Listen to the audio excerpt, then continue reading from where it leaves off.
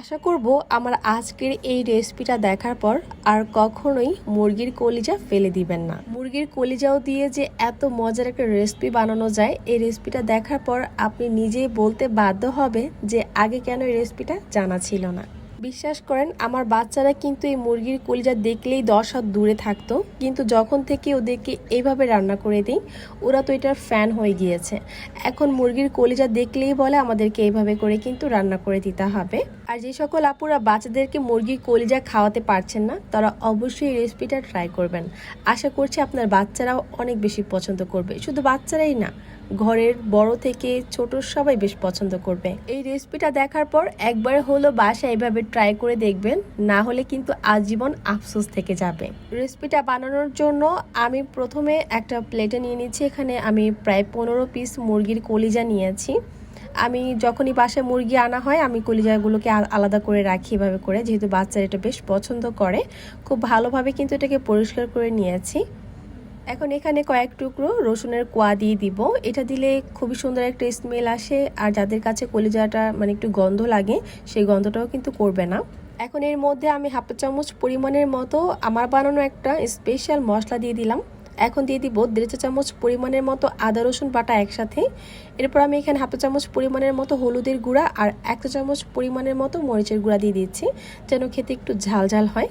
এরপর স্বাদ মতো লবণ দিয়ে দিলাম। আরও দিয়ে দিব এখানে হাফ চা চামচ পরিমাণের মতো মাংসের মশলা, যেটা কিন্তু দোকানে কিনতে পাওয়া যায়, আমি সেটাই কিন্তু এখানে দিয়েছি। এটা দিলেও কিন্তু খুব ভালো একটা টেস্ট আসে। এখন সব কিছুকে খুব সুন্দর করে আমি মেখে নিব।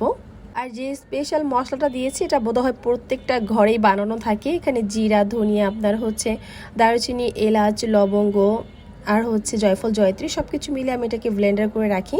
যে কোনো রান্নাতে আমি এটা ব্যবহার করি, এতে করে টেস্টটা খুব ভালো আসে। আর দেখাচ্ছিলাম যে আমি এখানে মুরগির কলিজাগুলো কিন্তু একটু বড়ই রেখেছি।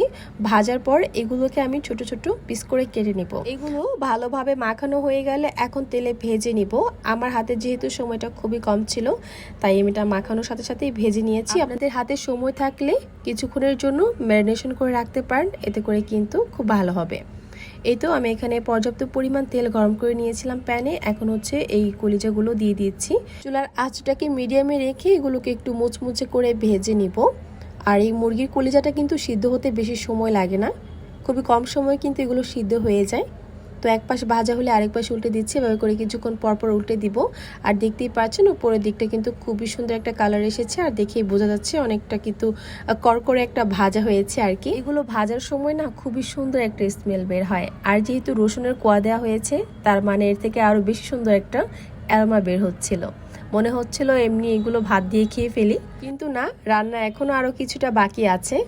এগুলো ভাজা হলে অবশিষ্ট যে তেলগুলো ছিল সেখানে আমি কিছু আলু ভেজে নিব। আমি এখানে ছোট ছোট কিউব করে আলু কেটে নিয়েছি। বেশ বড় সাইজের একটা আলুকে এরকম ছোট ছোট কিউব করে কেটে নিয়েছি। আমার বাচ্চারা আবার আলু ভাজাটা বেশ ভালো খায়। এখন এখানে স্বাদ মতো লবণ দিয়ে দিলাম। এক্সট্রা করে কোনো মশলার এখানে দিতে হবে না, যেহেতু তেলের মধ্যে অনেকটা মশলা আছে। এই তো আমার আলুটা কিন্তু ভাজা হয়ে গিয়েছে, একদম অল্প আছে এগুলোকে ভেজে নিয়েছি, তা না হলে কিন্তু সিদ্ধ হবে না। যখন দেখবেন এটা সিদ্ধ হয়ে গিয়েছে তখন আমি এখানে হাফ কাপ পরিমাণের মতো পেঁয়াজ কুচি আর 5-6টা কাঁচামরিচকে এভাবে ফালি করে দিয়ে দিলাম। পেঁয়াজটাকে একটু হালকা করে ভেজে নিব। এগুলো ভাজার পর এখন এখানে সামান্য একটু পরিমাণের মতো আমি সেই স্পেশাল মশলাটা দিয়ে দিচ্ছি, আর এখানে একটু লাল মরিচের গুঁড়াটাও দিয়ে দিব। একটু ঝাল ঝাল হলে না খেতে ভালো লাগে, সেই সাথে তরকারি কালারটাও কিন্তু অনেক বেশি সুন্দর আসবে। এগুলো একটু ভাজার পর এখন আমি কলিজাটা দিয়ে দিব। আমি অফ ক্যামেরায় কিন্তু এই কলিজাগুলোকে এরকম ছোটো ছোটো টুকরো করে কেটে নিয়েছি। যখন ঠান্ডা হবে তখন কিন্তু কেটে নেবেন। এই তো এখন এগুলো দিয়ে দিলাম। এখন সব কিছুকে আমি একটু হালকা করে ভেজে নিব। আমি প্রায় 3 থেকে 4 মিনিটের মতো এটাকে চুলায় রেখে একটু ভেজে নিয়েছি। এতে করে কিন্তু আস্তে আস্তে দেখবেন পেঁয়াজগুলো অনেকটা ভাজা ভাজা হয়ে যাবে। রান্নাটা কিন্তু আমার একদম কমপ্লিট। মাশাআল্লাহ, দেখতে কতটা লোভনীয় লাগছে তাই না? এটা কিন্তু আপনারা সকালের নাস্তায় রুটি, পরোটা সাথে খেতে পারবেন, চাইলে পোলাও, বিরিয়ানি অথবা খিচুড়ির সাথেও খেতে পারবেন। কিন্তু আমার কাছে মনে হয় সাদা ভাতের সাথে এটা একদম বেস্ট। আশা করছি আজকের এই রেসিপিটা দেখার পর আর কখনোই আপনারা মুরগির কলিজাটা ফেলে দিবেন না। এটা দিয়েও যে এত মজার একটা রেসিপি তৈরি করা যায় কি বলবো। একবার হলো বাসায় এটা ট্রাই করে দেখবেন, আর যদি না ট্রাই করেন তাহলে কিন্তু আজীবন একটা আফসোস থেকে যাবে। আর যারা বাচ্চাদেরকে মুরগির কলিজাটা খাওয়াতে পাচ্ছেন না, তারা একবার হলো এই রেসিপিটা ট্রাই করে দেখবেন।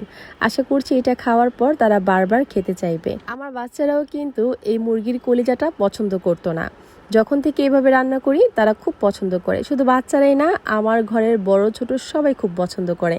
তো আশা করছি আপনাদের কাছেও ভালো লেগেছে। তাহলে আজ এখানেই বিদায় নিব, চলে আসবো নতুন কোনো রেসিপি নিয়ে। সবাই ভালো থাকুন, সুস্থ থাকুন। আল্লাহ হাফিজ।